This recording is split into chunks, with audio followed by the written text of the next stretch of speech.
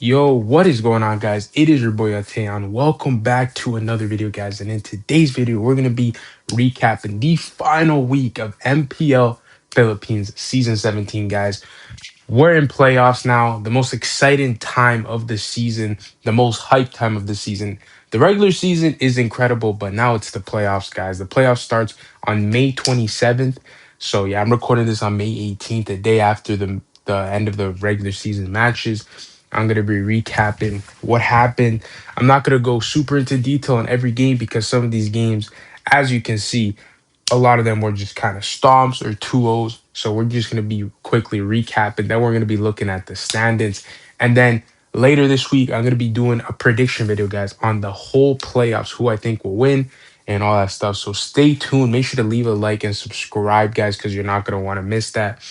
And yeah, let's get straight into it. So Falcons starting off with a 2-0 over TNC. We kind of already knew this, guys. At this point, TNC, they had very slim chances to actually make the playoffs. I think they needed Aurora and AP Brent to like lose every single one of their matches in a 2-0 fashion, and they needed to win every single one of theirs, which was just unrealistic because you're playing against Falcons, one of the best teams in the world, and Twisted Mind's a very solid team. So I already knew that TNC was not going to win. I mean, we could just see this. Like the thing about TNC is that TNC, like, their drafts are not even that horrible, but they drafted YSS Goldlane, which is something we don't really see that much anymore.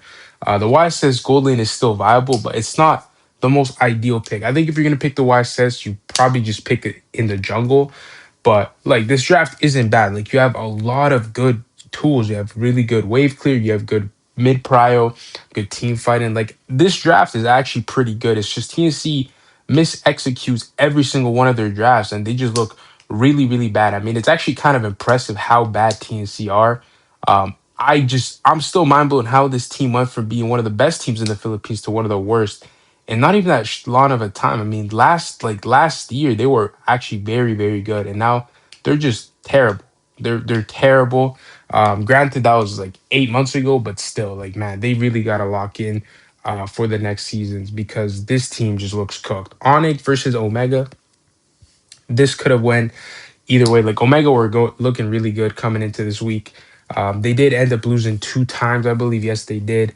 Listen, Onyx Philippines is one of the best teams in the Philippines. They look really, really good. Their drafts, like, they have a really good understanding of the meta, guys, and it's going to be very difficult for teams to play against this team because they have a lot of different like varieties in their drafts. I mean, look at their drafts. Like, every single game, one of their like every single game, every one of them play a different hero, which is very, very impressive. A lot of teams will just run back the same draft, but for Onyx Philippines now, you can't really ban them out because they can play multiple styles. Granted, like, guys, this is a team that can play Gore, they can play Clint, they like to pick up the Kaja. Like, bro, they play a lot of good stuffs. King Khan has a good hero pool as well. He can play fighter, he can play assassins, he can play tank.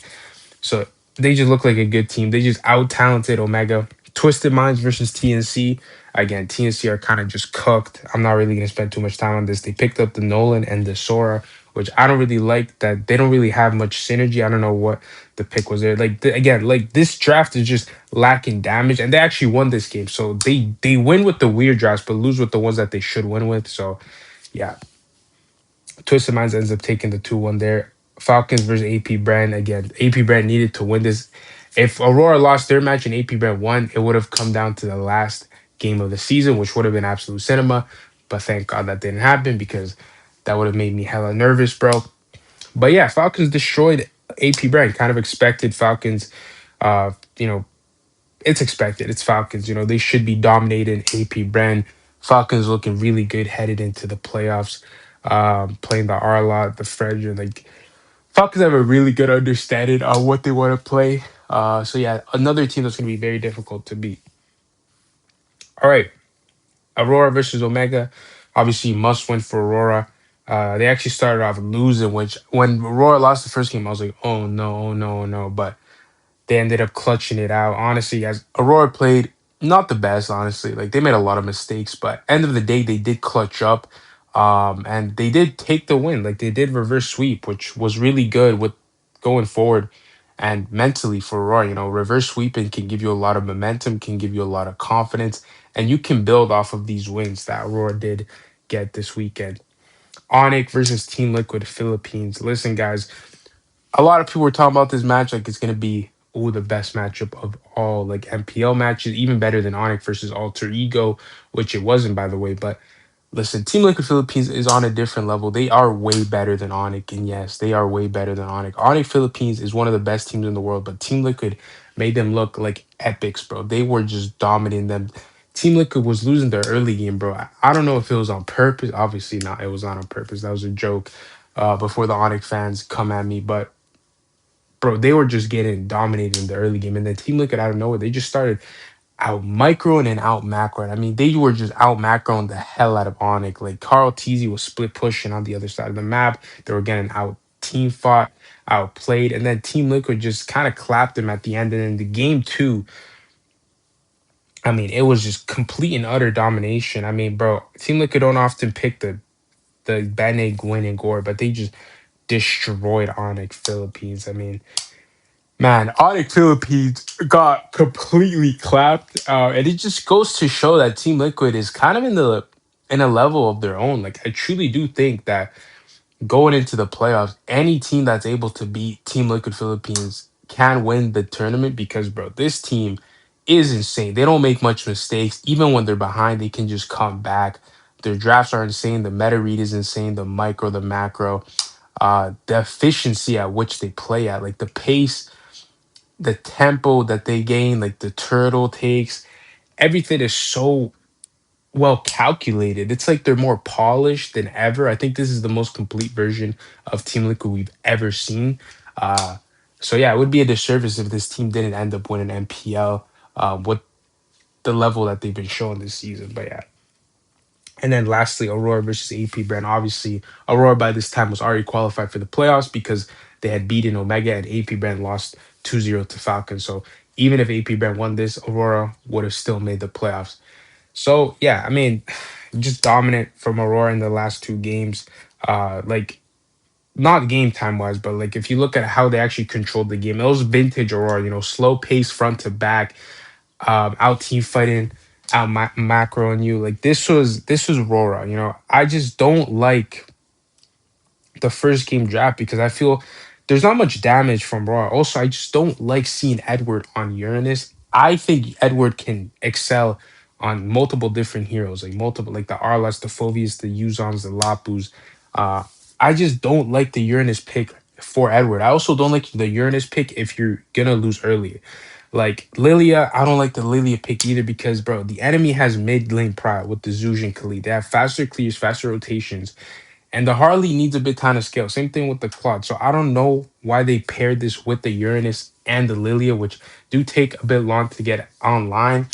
But in the game two, like I don't. I think AP Brand actually threw. Where was it? The Omega one.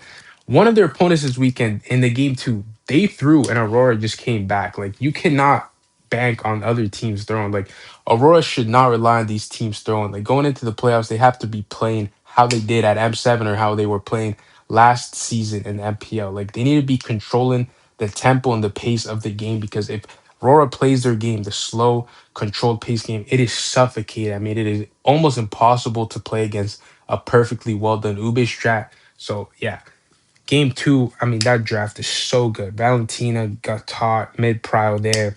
The Claude for the late game scale and the Harley can pick off, can split the map. The Phobius for the front to back, one of the best turtle XP fighters in the game. Like, bro, they amazing draft. And then the third game, just vintage Aurora. That reminded me of M7 Aurora. Edward had an amazing game. That was probably Edward's best game of the season. We haven't really been seeing Edward play that well. He's been having a kind of underwhelming season, but he's able to just have a great game. Domincat was going crazy, great position, and the Badon pick was so good.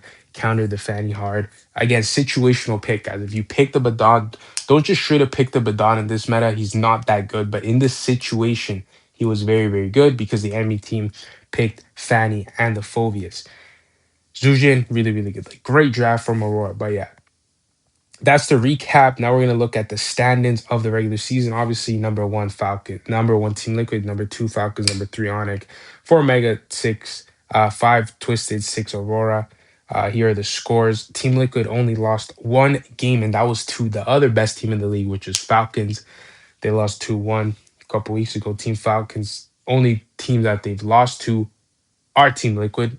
Oh no, Team Liquid in the first leg before they got their rematch in the second leg, and then they lost to, I believe, Omega. Yeah, they lost to Omega. So I mean, really, really good. I mean, look, 27-6 map count, bro.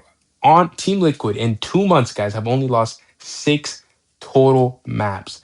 That is crazy. I think Aurora took a game off them, Falcons took a game off them.